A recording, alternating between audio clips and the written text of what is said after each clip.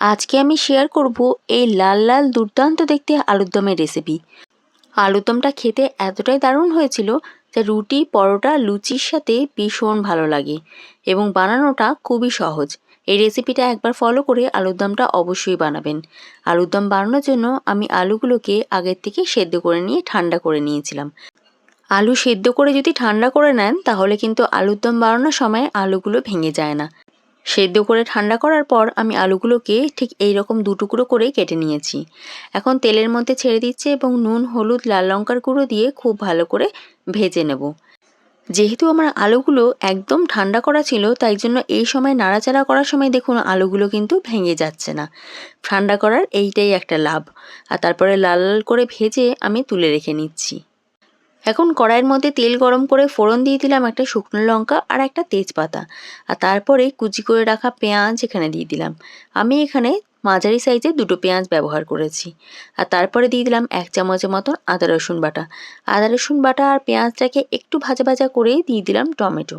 আর তারপরেই টমেটোর সাথেই দিয়ে দিচ্ছি গুঁড়ো মশলাগুলো।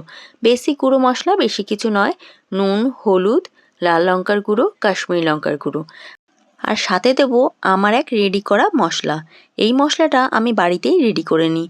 এই ভিডিওটা আমি আগেও আমার চ্যানেলে শেয়ার করেছি, আপনারা চাইলে সেখান থেকেও দেখতে পারেন। এখানেও আমি বলে দিচ্ছি। ধনে, জিরে, মৌরি, শুকনো লঙ্কা, তেজপাতা আর গোটা গরম মশলা। ধনে যা নেবেন তার থেকে জিরে হাফ, আর জিরের থেকে মৌরি হাফ, আর তেজপাতা 3টে থেকে 4টে, শুকনো লঙ্কা ঝালের আন্দাজ মতন, আর গোটা গরম মশলা তো আপনারা দেখলেনই। ব্যাস এগুলোকে সবগুলোকে রোস্ট করে আমি একটা মশলা রেডি করে সবসময়ের জন্য রেখে নিই। এই মশলাটা যে কোনো রেসিপিতে ব্যবহার করতে পারেন, খেতে কিন্তু দুর্দান্ত হয়। যেই রেসিপিতেই দেবেন তারই স্বাদ বাড়িয়ে দেবে।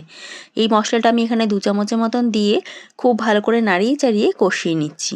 মশলাটা যখন ভালো করে কষানো হয়ে গেছে এবং যখন তেল ছেড়ে দিয়েছে তখন এখানে আলুগুলোকে দিয়ে দিলাম।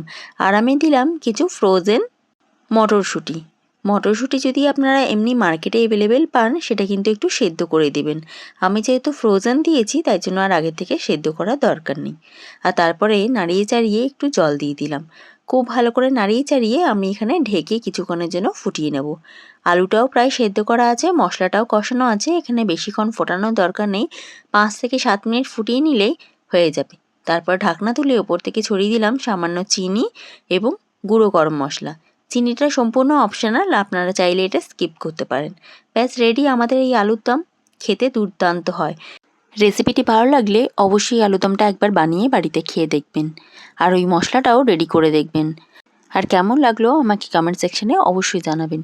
ভিডিওটি ভালো লাগলে লাইক করে দেবেন, ফেসবুক পেজ থেকে দেখলে পেজটিকে ফলো করে দেবেন, অথবা ইউটিউব চ্যানেল থেকে দেখলে চ্যানেলটিকে সাবস্ক্রাইব করে দেবেন। তাহলে এখনকার মতন আসছি, আবার আসবো নতুন রেসিপি নিয়ে। এখনকার মতন ধন্যবাদ।